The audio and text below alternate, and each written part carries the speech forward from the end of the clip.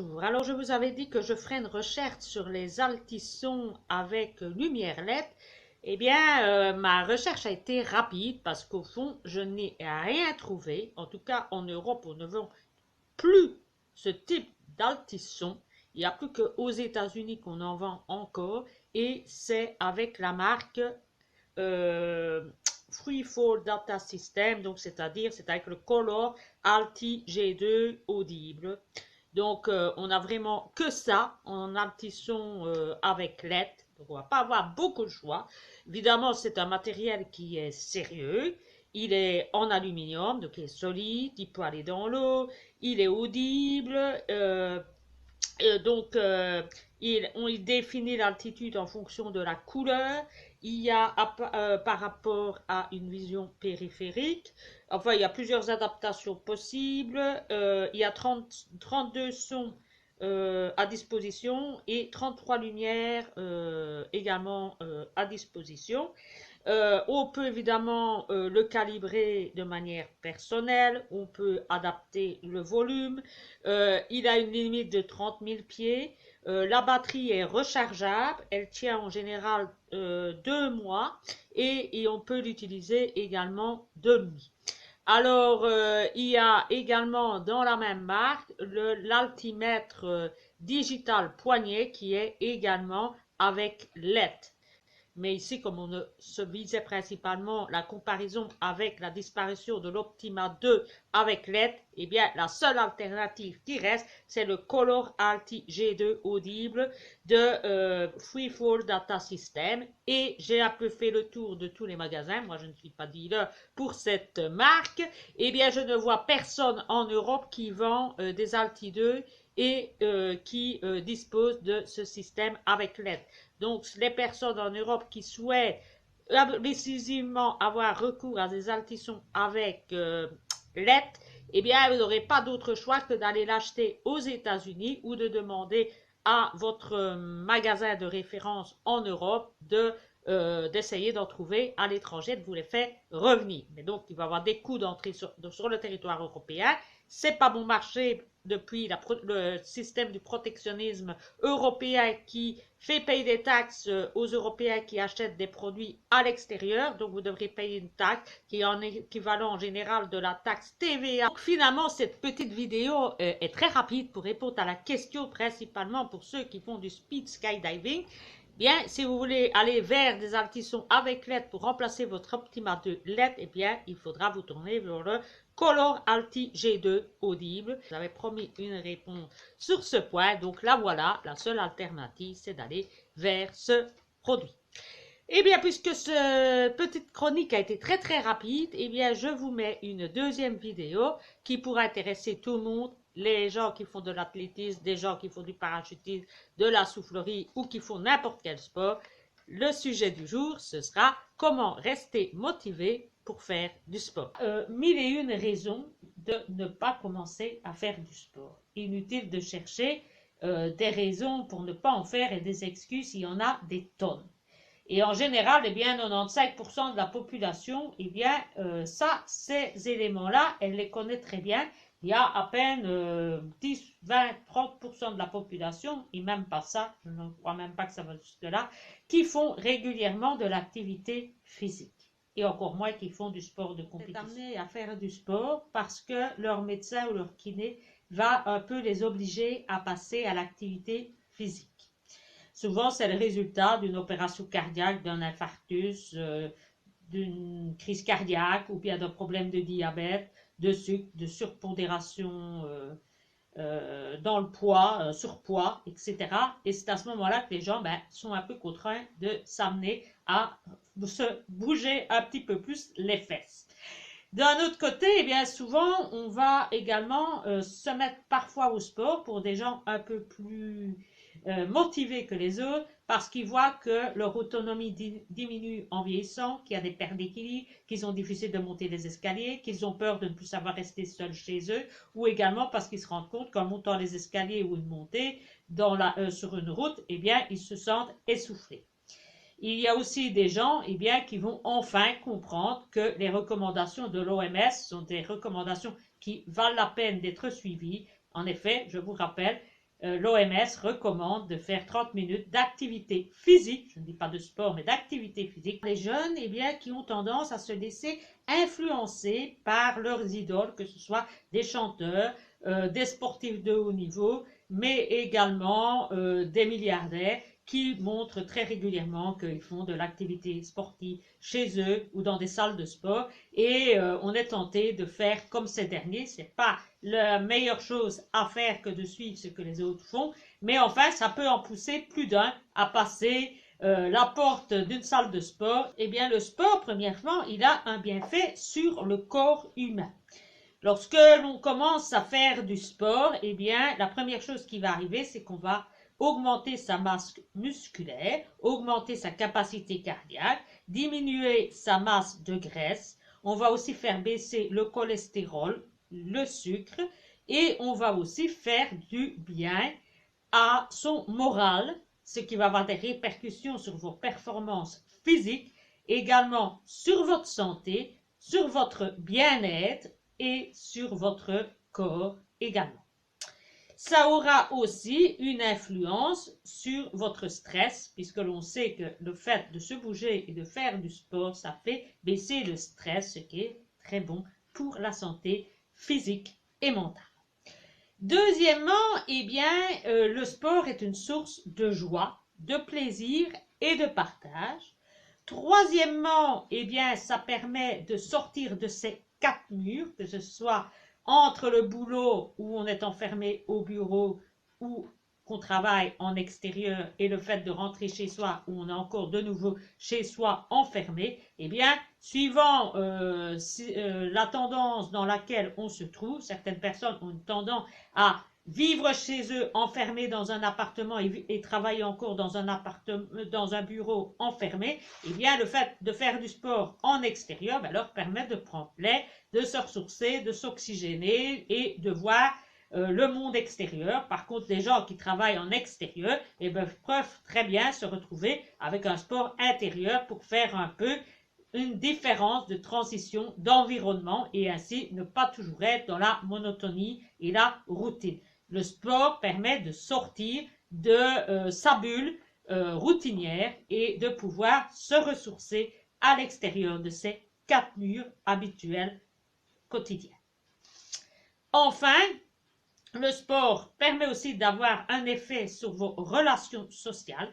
Il y a des gens qui ont énormément de contacts sociaux dans le cadre de leur boulot et également une famille très nombreuse chez eux, très bruyant. Et le fait d'aller faire du sport, vous pouvoir se retrouver seul, se ressourcer et ainsi retrouver une certaine paix intérieure. Par contre, il y a des gens qui sont seuls, célibataires, sans enfants, sans famille, qui travaillent encore en boutique en ligne, etc., qui n'ont aucun contact. Et bien le fait de choisir un sport qui est soit dans une salle de sport ou bien dans un sport d'équipe, va leur permettre de tisser des liens, de voir du monde et de ne pas rester coupés à l'intérieur de leur cadre.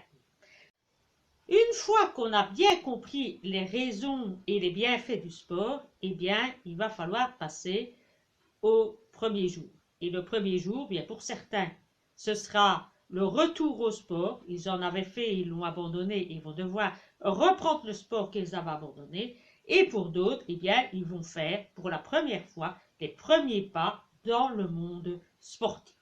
Alors, qu'est-ce qu'il faut pour rester motivé dans la durée? Eh bien, comme je vous le dis, il va falloir de la motivation. 2, il va falloir être discipliné et avoir de la rigueur. 3, il va falloir passer à l'action. Et 4, eh bien, il va falloir de la persévérance, parce qu'on ne fait pas du sport pendant un mois, comme on voit certains qui font. Au 1er janvier, je décide de faire du sport, et au 1er février, ils ont arrêté, ou ils ont pris un abonnement et ils n'y vont pas. Le sport, c'est un sport que vous commencez le jour J+1 et que vous allez faire jusqu'à votre mort.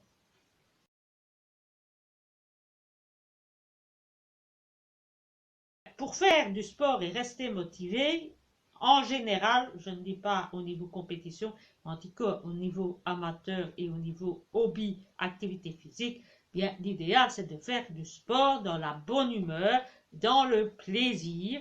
qu'on y retrouve de la joie, du partage, de la bonne humeur, que ça soit seul ou en groupe, ou parce que vous rencontrez des gens sur votre passage, etc. Eh bien, c'est cela qui va vous permettre de durer longtemps dans votre sport. De l'autodialogue. C'est à vous parler à vous-même et à contredire ce que votre inconscient vous dit. C'est à vous dire, allez hop, debout Maryse, on y va, et hop, on y va, et on reste pas au canapé. Il y a des gens qui font du sport pour se sentir valorisés, reconnus par les autres. C'est pas toujours très bon, pas toujours glorieux, ça fait un peu égoïste, prétentieux sur l'épaule, mais ça peut marcher. En tout cas, ils feront du sport pour être reconnus, pour qu'on les flatte, pour qu'on les dornote, pour qu'on les reconnaisse. Et certains vont aller vers des sports extrêmes pour avoir l'impression d'être meilleurs que les autres, parce que la course à pied, c'est moins bien que le sport extrême. Donc, ils vont aimer se mettre en valeur avec un sport exceptionnel, et comme ça, ils vont avoir toute la reconnaissance et les félicitations et les encouragements qu'il faut. Donc, voilà. Donc ça, c'est le troisième point. Le quatrième point, eh bien, c'est le fait de pouvoir se dépasser, de découvrir que l'on est capable de beaucoup plus que ce que l'on ne pensait au départ, de se dire, tiens, j'étais quand même pas, je pensais pas que j'étais aussi courageuse, que je résistais aussi bien à la douleur, que j'allais savoir passer au-delà de mes peurs, du vide, du froid, du chaud, enfin de ce que vous voulez, de la douleur, et ça va vous permettre de continuer parce que vous allez être content d'avoir franchi des étapes dans votre développement personnel. La progression, vous allez dire, tiens, au départ, je savais lever que 2 haltères, je savais lever qu'une fois faire 3 pompes, et aujourd'hui, je sais en faire 10. Maintenant, je sais courir 10 km sans m'arrêter. Avant, je devais m'arrêter au carrefour, ou je devais m'asseoir sur un banc pour me reposer, ou marcher 10 fois pour arriver au bout de mon tour. Maintenant, je sais le faire sans m'arrêter. Et bien, la progression va vous motiver à ne pas arrêter et à toujours aller plus loin. Enfin, il y a, comme je vous l'ai dit tout à l'heure, les modèles, que ce soit des chanteurs, des sportifs, etc., qui peuvent vous amener à vous motiver à continuer le sport. Ça peut être également le cas de vos médecins, de vos kinés, etc., qui peuvent vous motiver, ainsi que votre environnement, vos familles, etc., à vous inciter à continuer. En effet, on conseille toujours de mettre des choses à vue chez soi qui rappellent votre sport. Par exemple, mettre votre pantoufle à l'entrée de votre garage, ou bien à l'entrée de votre porte d'entrée, ou bien mettre votre short pendu quelque part pour vous rappeler que vous êtes sportif et qu'il est l'heure d'aller faire votre petit jogging. Enfin, il y a l'appartenance à un groupe. C'est un peu plus spécial à certaines disciplines qu'à d'autres, mais ça arrive que dans certains sports, il y a un certain effet de groupe qui joue. On prendra par exemple le cas des parachutistes qui se considèrent être une grande famille. Donc, ça peut être aussi le cas en athlétisme où on aime se retrouver dans un club pour un entraînement collectif, etc.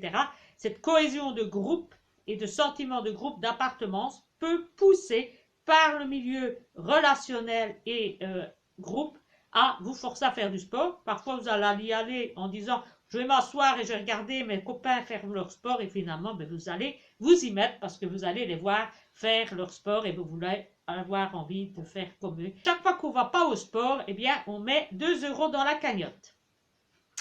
Ça motive également les troupes quand on n'a pas envie d'y aller, voilà, on met 2 € et à la fin de l'année, eh bien, on a un petit pactole.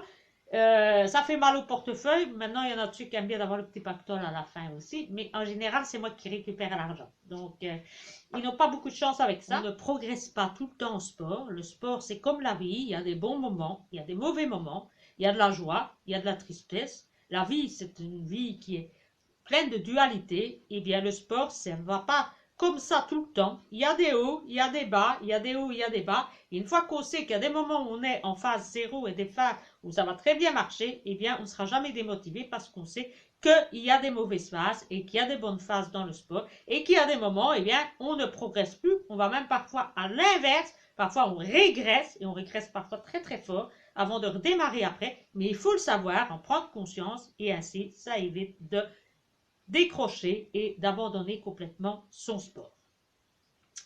En fait, il y a aussi un élément, mais je crois qui est important, c'est que les gens qui font du sport doivent déterminer des objectifs et des buts. Alors, il y a des différences entre un objectif et un but. Un but, c'est un but ultime. Des objectifs, il y en a plusieurs. C'est ce qui va vous permettre d'atteindre votre but. Les objectifs, c'est plutôt des choses qui vous permettent de voir que vous progressez. Le but, c'est un but ultime qui est vraiment le but du but du but. Et en général, qu'on n'atteint pas parce qu'on dit toujours que c'est le parcours, le chemin qui prévaut sur le but. Mais c'est bien d'avoir quand même un but ultime et d'avoir des objectifs. Et bien ça va vous permettre de ne jamais abandonner. Et on peut également invoquer le point suivant qui est pourquoi je fais du sport. Le pourquoi est important. Le comment, pas beaucoup, mais le pourquoi. Pourquoi est-ce que j'ai décidé de faire du sport? À chaque fois que vous serez démotivé, dites-vous pourquoi je fais du sport. Ah, parce que mon médecin a dit que je devais perdre du poids, parce que je suis en diabète, parce que voilà. Si vous êtes sujet à avoir froid, à vite abandonner pour une question de météo, parce qu'il fait trop chaud, qu'il y a trop de vent, parce qu'il fait froid, parce qu'il y a du pollen, etc., prévoyez un sport alternatif. Ça reste toujours du sport. Exemple, si par exemple, vous aimez bien de faire comme moi de la marche à pied ou de la course à pied, et que vous êtes, par exemple, allergique au pollen, prenons un cas un peu anachronique qui change de la météo, eh bien, pourquoi ne pas avoir chez vous un tapis de gymnastique et faire un peu de yoga, de respiration, de méditation. Ça changera, ça variera votre entraînement, mais vous aurez quand même fait de l'activité physique. Soyez rigoureux sur la récupération. Vous savez, je vous l'ai déjà dit, je suis une adepte de la récupération, ce qu'on oublie souvent dans le sport, et c'est ce qui est le plus important à mon sens. Donc, bien récupérer, ça vous empêchera d'être fatigué, d'avoir des blessures, de vous démotiver parce que vous n'avancez plus, tout simplement parce que vous n'avez pas récupéré. Donc, prenez le temps de récupérer entre votre séance de sport. Si ce n'est qu'une fois tous les 15 jours, une fois, ça ne fait rien. Vous faites autre chose, un sport alternatif entre-temps, mais surtout, prenez le temps de récupérer ou sinon, vous allez vous démotiver à la longue. Enfin, certains ont besoin de quelque chose de jouissif, d'ambiance. Donc, il y a des gens qui ont besoin de ça pour faire du sport. Donc, si vous êtes des personnes qui ont besoin d'avoir une ambiance autour de votre sport, ben, vous pouvez prendre un casque, c'est pas l'idéal pour les accidents, avec de la musique. Vous pouvez aller dans une salle de sport avec de la musique tonitruante si vous aimez bien, ou bien de la musique de méditation, de relaxation, ou de musique classique, etc. à votre choix. Ou même, il y en a certains qui écoutent des livres. Je déconseille d'aller dans des salles de sport qui sont à plus de 30-40 minutes de chez soi. En tout cas, je parle en tant que Belge, parce que nous, après 40 minutes, c'est déjà loin en voiture, donc 30 minutes. N'allez jamais chercher une salle qui a plus de 30 minutes en Belgique de chez vous. C'est inutile, vous n'irez pas. 30 minutes par rapport à votre domicile ou 30 minutes par rapport à votre lieu de travail. Ça peut aussi se concevoir comme ça. D'avoir toujours un sac de secours, parce que ça peut arriver que certains partent travailler au boulot et repassent à la salle de sport directement ou au stade, etc. Et paf, ils ont oublié leur sac de sport. Alors, il y a deux solutions. Il y a des casiers qui existent où les gens mettent leurs affaires de sport, mais comme il faut les laver, etc., à un moment donné, c'est pas l'idéal. Donc, je conseille toujours d'avoir avec soi un sac de secours dans sa voiture, un short, des baskets, un t-shirt, et au moins, si vous avez oublié votre sac habituel, eh bien, vous aurez de quoi aller faire votre sport au minimum, en toute simplicité, mais au moins, vous n'aurez pas raté votre séance de sport. J'y arriverai. Il y a aussi un point essentiel, principalement pour ceux qui font du parachutisme en salle comme moi ou du parachutisme. Et toujours avec vous, double combinaison, double casque, double matériel, parce que ça arrive que le matériel casse, une tirette, etc. Ça empêche de faire du sport. Donc, si on ne veut pas éviter de faire du sport et trouver la bonne excuse, une deuxième vieille combinaison dans la voiture, et c'est l'idéal aussi, ça évite de rester sur le plancher des vaches. Ensuite, eh bien, le fameux agenda. Moi, je conseille toujours à mes clients d'avoir un agenda fait à l'année. Et s'il y a une modification à faire en cours d'année, ben vous modifiez d'une journée à l'autre. Maintenant, il y a des agendas électroniques où vous barrez. C'est pas ce qui est le plus compliqué, mais ça doit être inscrit dans votre agenda. Ça permet d'avoir de la discipline, de la rigueur et de se dire, c'est dans mon agenda, c'est heure de sport, je vais au sport et je ne prends rien d'autre à cette période-là. Comme ça, votre agenda est fait et vous n'avez pas de rendez-vous qui risque de tomber à ce moment-là. Vous savez qu'à ces heures-là, eh bien, vous serez au sport.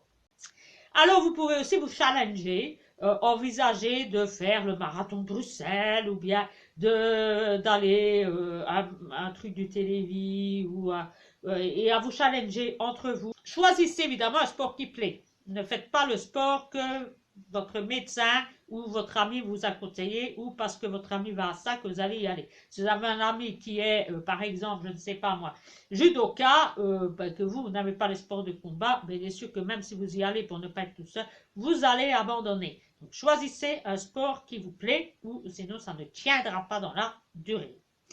Évitez de regarder la télévision et l'internet et vos emails 1 heure avant d'y aller parce que sinon vous risquez de vous y prendre trop tard parce que vous allez voir que le temps passe, vous allez dire oh c'est le film que j'avais envie de regarder, j'ai pas fini, j'ai encore regardé 10 minutes et finalement eh bien vous n'irez pas à votre séance de sport. Donc pas de TV, pas d'internet, pas d'email, pas de coup de téléphone, au moins 1 heure ou 2 avant votre séance de sport ou bien sinon vous n'allez pas y aller pour regarder votre film ou papoter. Et votre séance, eh bien, elle sera tout simplement au placard jusqu'au lendemain. Alors, vous pouvez utiliser évidemment phrases, citations de motivation, il y en a plein sur Internet. Donc, ça, si ça vous aide, vous allez en prendre et vous les affichez ou vous les mettez sur votre ordinateur, etc. Vous faites comme vous voulez. Si ça vous aide, eh bien, tant mieux. Ensuite, eh bien, il y en a certains qui vont avoir tendance pour se motiver, à parler de leur initiative de faire du sport tous les jours et ils vont se dire, le fait d'en avoir parlé aux autres, je serais gêné de ne plus y aller parce que les autres vont me poser la question, comment ça va, est-ce que ça évolue et tout, je serais gêné de dire que je n'en fais plus. Donc, le fait d'en parler aux autres et même certains vont en faire un blabla sur les réseaux sociaux en disant « Ah, j'ai fait 10 km, j'ai fait 15 km, j'ai fait 20 km » pour se motiver. Ça peut être utile, mais bon, attention quand même que ça ne devienne un peu trop égoïste et moi je fais ça, etc. Donc, restez quand même dans la modération. Si c'est possible de varier les exercices, je sais bien que bon, si vous faites de la course à pied, à parcourir ou à marcher, ça va être difficile. Mais il y a moyen de varier. Vous pouvez varier les parcours, vous pouvez varier le sol. Par exemple, vous pouvez courir sur le trottoir, vous pouvez courir dans les bois, vous pouvez courir dans le sable. Vous pouvez aussi faire des parcours vita, ça change aussi. Évidemment, ce n'est pas toujours évident d'un sport à l'autre, mais essayez de varier les exercices. Varier, ça change, ça casse la routine et ça évite d'en avoir marre et de se démotiver. Et comme je vous l'ai dit, et il y a aussi un sport alternatif. Moi, je conseille toujours d'avoir un sport alternatif par semaine différent. Ça permet de se reposer, par exemple, faire du yoga les week-ends, par exemple. Ça change de la course à pied de la semaine ou de la natation, ceux qui aiment bien, ou du tennis. Vous pouvez signer un pacte d'honneur et ça marche souvent, donc ça permet aussi de rester motivé. Je conseille aussi, ça je le fais toujours avec mes élèves, c'est la période de gratitude à la fin de la séance de sport. C'est qu'on se remercie, on remercie son corps, on remercie son mental d'avoir permis d'arriver à faire sa séance convenablement. On s'encourage, on se félicite soi-même et on n'attend pas que les autres le fassent pour soi. Et on se félicite et on fait des séances de gratitude. Ça permet d'être motivé, de se faire plaisir et de se motiver pour la prochaine séance. Alors, il y a aussi des tableaux de motivation. Certains les utilisent chez eux, à un endroit où ils passent régulièrement. L'enfer du dimanche, où on voit un coach qui parle à ses athlètes. Il y a aussi tous les films de Rocky Balboa, principalement le Rocky VI, qui est aussi une bonne façon de rester motivé. Là, il y a aussi des musiques qui peuvent aussi vous amener à être motivé. Il y a des gens qui sont motivés par Queen, il y a des gens qui sont motivés par la musique classique. Pour les vieilles personnes, j'ai souvent le cas d'Ies Irae. Et j'ai aussi des gens qui aiment bien Bee Gees, etc. Les musiques de Rocky Balboa aussi. Il y a aussi des musiques de motivation sur Internet, sur YouTube. Vous avez qu'à aller voir, qui sont adaptées suivant votre style de sport. Ça aussi, ça peut être aussi une facilité pour vous permettre de rester motivé quand vous ne faites pas du sport, mais ça permet aussi de rester motivé pendant votre séance d'entraînement. Ça peut arriver évidemment que l'on soit amené à devoir arrêter ce sport parce qu'on est blessé, ou bien parce qu'on part à l'étranger et que son sport ne sait pas être pratiqué à l'étranger. Je vais prendre mon cas, si j'allais en Amérique du Sud, à Quito, eh bien, je n'aurais pas de soufflerie pour m'entraîner. Par contre, la marche athlétique se pratique partout. Donc, si c'est le cas ou si vous êtes blessé, ayez un sport alternatif à faire pendant la période où vous n'êtes pas en capacité de réaliser votre sport habituel. Donc, évitez de rester plus de maximum un mois, je dirais 15 jours, 3 semaines, vous devez être rentré dans votre sport pour éviter d'être démotivé et de devoir recommencer tout. Vous pouvez également prendre un coach privé, c'est-à-dire que vous aurez un coach pour vous tout seul. Là, évidemment, il va vous donner une heure, il va vous donner une date et vous serez obligé d'y aller. C'est une sorte de motivation. C'est quand même un peu gênant d'aller téléphoner et dire, écoutez, vous ne savez pas décommander mon rendez-vous. C'est d'aller dans une salle de sport où vous devez prendre un rendez-vous. Et si vous prenez un rendez-vous, eh bien, vous devez payer à l'avance.